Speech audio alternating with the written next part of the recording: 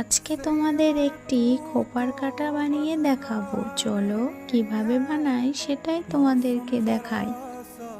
কেলেটাকে লম্বা করে কাটার নির্দিষ্ট একটি মাপে কেটে নেব, আর ওই বাকি কেলে দিয়ে একটি ফুল বানিয়ে নেব।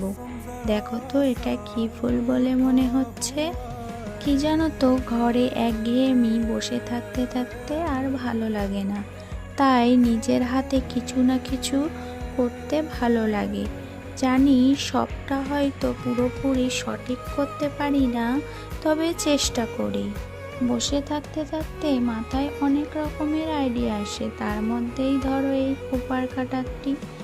আর কালকে বানিয়েছিলাম ওই কেলে দিয়ে চুড়ি। দেখো, তোমাদের সঙ্গে কথা বলতে বলতে প্রায় তৈরি হয়ে গেল। আমার তৈরি এই কেলে দিয়ে খোপার কাটারটি কেমন হয়েছে